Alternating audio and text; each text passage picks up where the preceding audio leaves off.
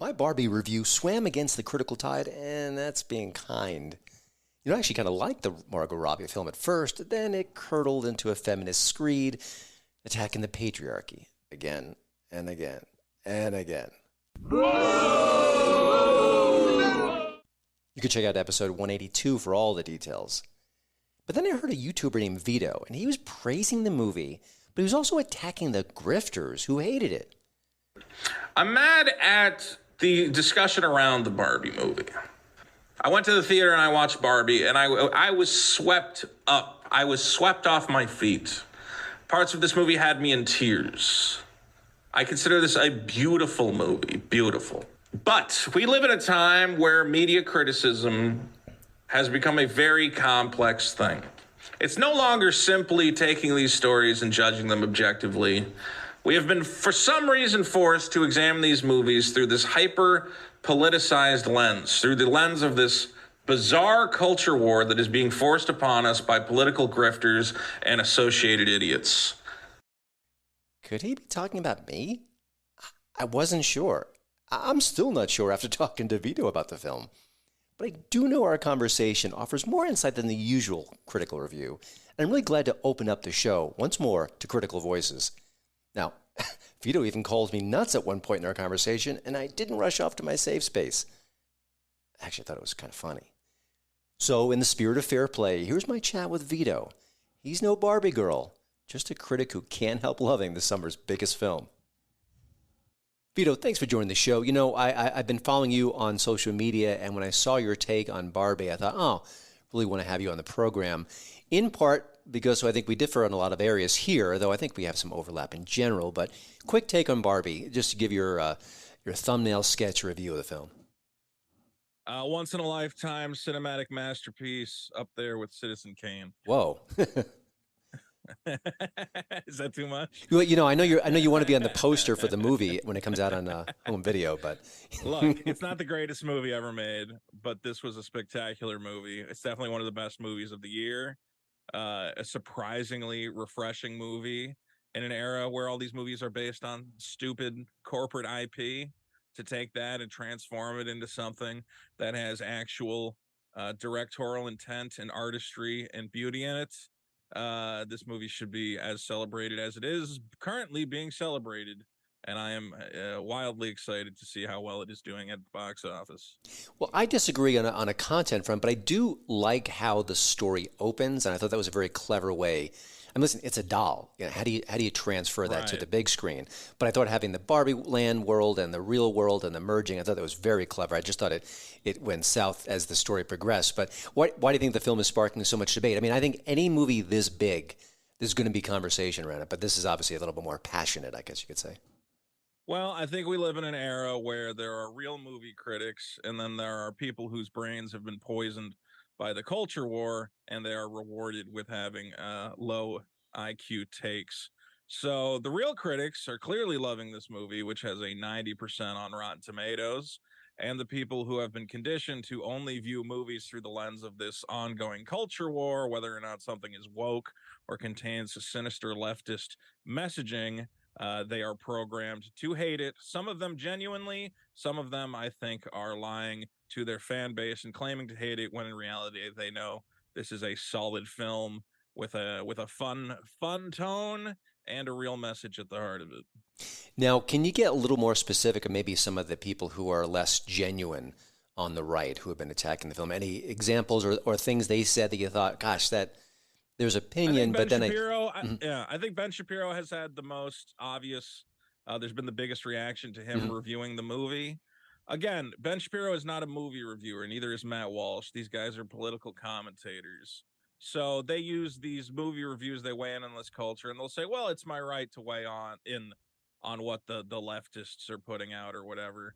I think at the end of the day, Ben Shapiro, though, is too smart of a guy to genuinely think this movie is some sort of sinister, woke attempt to indoctrinate your children.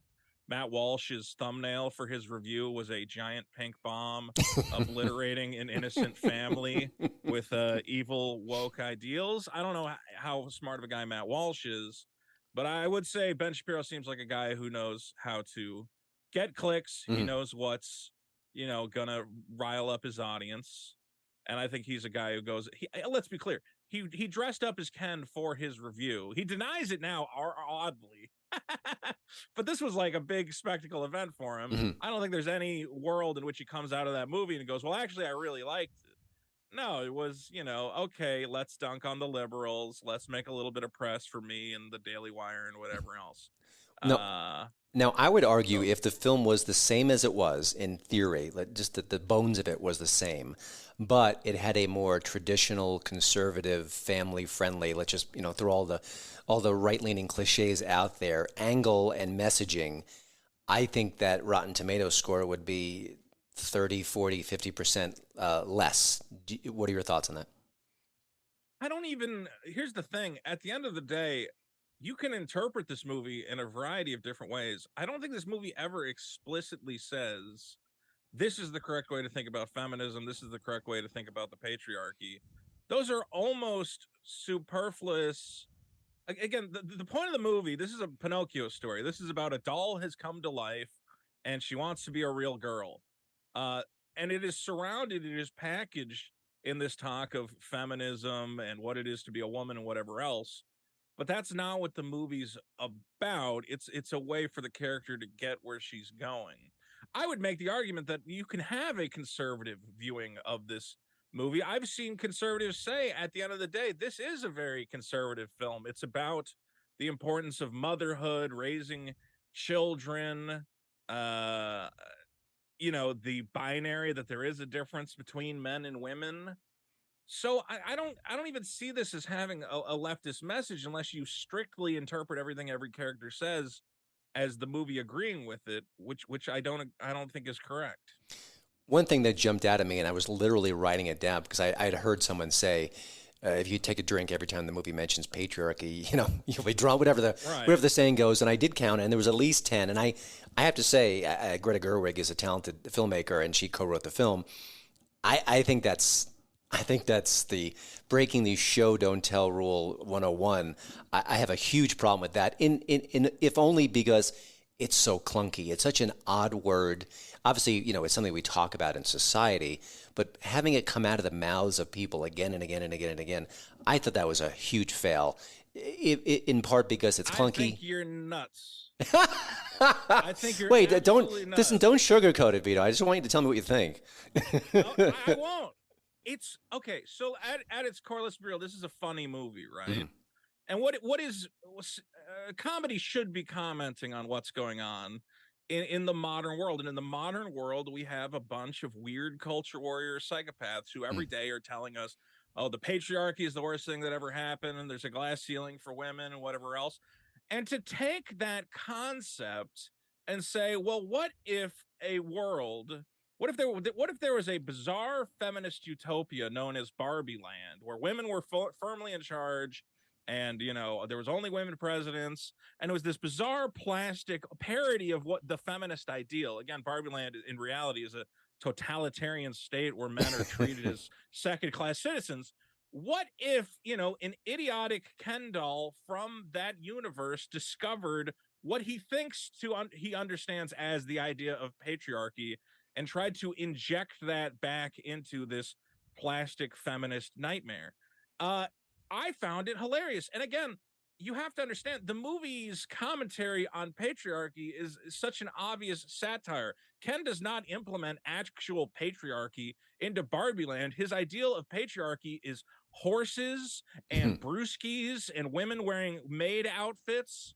Like, it's clear that there is a miscommunication. He is too dumb to truly understand these ideals, in the same way that many of these activists are too dumb to understand what they're talking about.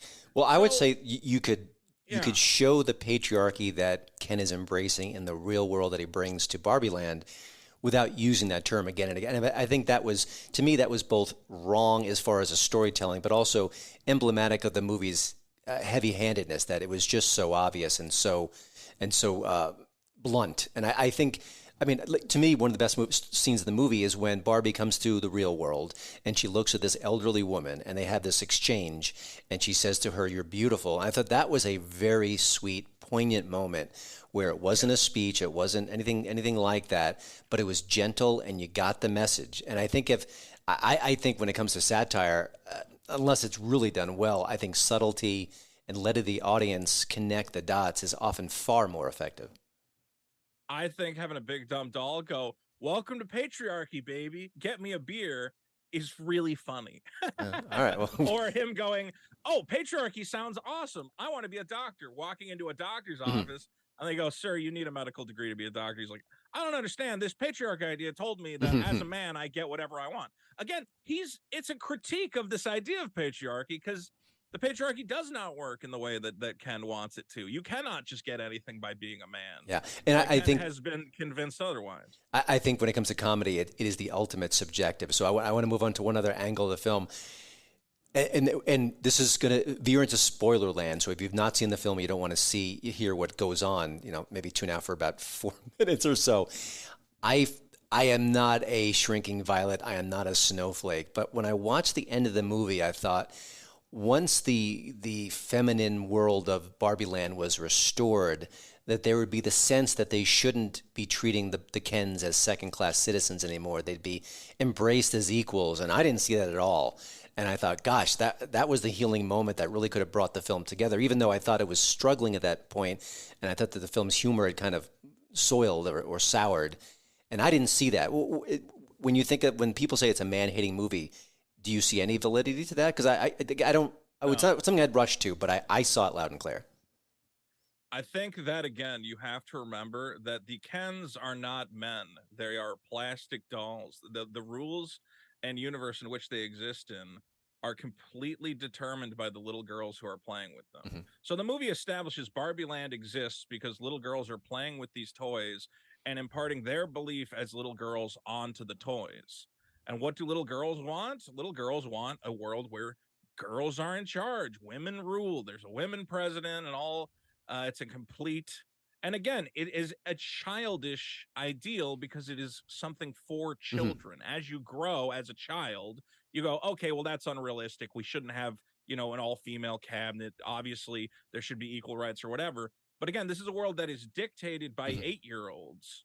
And the movie reinforces that. It goes, no, Barbie Land is Barbie Land. Barbie Land is a realm ruled by the minds and imaginations of little girls. So when the Kens go, hey, can one of us be, in the cabinet? The Barbies are like, no. And that to me is funny. It is still, and again, like people are going, well, this is a man-hating movie. You have to understand that the Kens are not truly men. They have different wants and desires. We clearly see that they're pretty happy with this scenario. You have to think of them almost as robots who have different things that they want. They don't need to be equal in this society to be happy. Well, I don't know. And the movie hints at the idea that maybe they will eventually be equal within Barbie Land. But I think a comedy movie does not also need to give you the easy, the easy moral of, and at the end of the day, everyone was happy and true equality was achieved. And it's like, no, it's a comedy. It's still like Barbie Land ultimately is kind of a horrible place to live. Everyone there is a vapid moron with no real ideas in their head. It is a place for children. I took a woman to see it with me, by the way, and she leaned over to me and said, I'd rather live in Ken's Land than the Barbie Land. But she's a grown woman. If you took a little girl and a little girl would go, oh, I don't know, Barbie Land looks fun. I would go there and hang out with the Barbies. We all brush our hair and, have beach dates every day. Again, the movie is trying to tell you, no, this is not a real functioning society. It is run by children. Gotcha. Like this is a nightmare, and nobody should want to actually live here. One last question, and I think it piggybacks on your perspective about this is the vision of Barbies as from the little girls who are playing with them. They want her to be president, then she's a scientist. I get that. That's an interesting perspective. I don't know if I completely agree, but let's just push past that. But the one thing that I noticed about the film, which I've seen in a lot of recent stories that I would consider woke, and I think I hope people watch your whole video because you do a really good job of breaking down what woke is in storytelling. It's important. But wouldn't the little girls who are playing with their dolls and they know there's a Ken doll, in their other hand and one in the Barbie in this hand, I would think that a majority of those girls would love it if Ken doll and Barbie doll walked down the aisle and had a romance, and that was their dream relationship. And this film is so aggressively against any hint of romance, where Margot Robbie's stereotypical Barbie is basically shoving her hand in Ken's face to say, don't want you, don't need you, don't like you, go away. What are your thoughts on them denying any romantic part of it? Because that to me, that's out of the feminist playbook, where you can't have a romance in a story. The women have to be powerful and, and have their agency, and they don't need a man. But, little girls want their little dolls to probably get married too. Well, I have to admit, as a romantic, there's always a part of me that goes, I wish Barbie ends up with Ken at the end of the movie. But you have to understand that the entire point of the movie, the entire theme is that I always have trouble with this phrase, Margot Robbie Barbie is has evolved beyond the realm of being a doll. The entire movie is that she has discovered the human experience and wants to be a truly independent being. And the movie ends with her, of course, spoiler alert, leaving Barbie Land for the real world. And it's clear to me that to underscore that theme, they needed to establish that she had complete agency. So whereas I think the other Barbies in Barbie Land are happy to be with their Kens, I think we see, relationships between them, or at least, friendliness. Barbie feels like, as being in Barbie Land, she was always locked into the idea that no matter what, she had to end up with Ken, right? Because that's how Barbies are. You do not have agency. Barbie is with Ken. She makes no choices for herself. All her choices are determined by the little girl playing with her. So by rejecting what is probably the most fundamental rule of the Barbie universe, that Barbie and Ken are a couple, Barbie and Ken go together, that represents the fact that she has achieved true agency. That honestly, if she had ended up with Ken, that would mean that she was embracing the rules of Barbie Land. So I can understand, and again, as a romantic, I go, well, Barbie and Ken have to end up together. I do have to go, okay, but for the theme of this movie, and the theme is about a doll becoming a real person, Pinocchio becoming a real boy, she needs to make choices that are different from the choices she would have made if she remained in Barbie Land. And the most fundamental choice is, again, the rejection of Ken, and it works for me. Poor Ken. Well, he does get a couple of good shows. But it isn't poor Ken, because Ken gets his own. That's what's also interesting. Ken learning that he can exist independently of Barbie is kind of powerful as well. Okay. It's the inverse of what's being said. It's like, well, he wanted to be with Barbie so badly. And she's basically tells him, well, why do you need that? Why can't you define yourself? Why are you defining yourself in relation to me? Yeah, and that's a good point. Why is Ken not enough? And he goes, I have literally never thought of it that way. Oh my God, I'm going to live my own life. I think that's pretty powerful. That's a good point. I don't think that's a feminist message of we hate men, screw men. I don't, yes, you can interpret it that way, but I think that's really reductive at the end of the day. Yeah. Well, listen, Vito, I really appreciate being on the show and sharing your thoughts. I don't think we'll agree on everything, but you definitely opened my eyes to a couple of things, and maybe vice versa. I don't know. We'll have to wait and see. But before I let you go, I want you to plug all the places where people can find you. Well, you can find my Barbie review on my channel, youtube.com/Vito. I also do a weekly podcast with the great Dick Masterson called The Biggest Problem in the Universe, and that's available on YouTube as well as biggestproblem.show. I'm also working on my first ever graphic novel, guys. If you like great stories, head to Indiegogo, search for Super Killer, or look for Super Killer at superkiller.org, and that should be out before the end of the year. Excellent. Thank you so much. I want to scrap again with you, and hope to have you back soon. Sounds good. Thanks for having me. There you go, another bonus episode in the can. Hope you'll subscribe to the Hollywood in Total podcast and even tell a friend about us. We've got more fun stuff on the way, including some pop culture debates you won't want to miss. See you at the movies.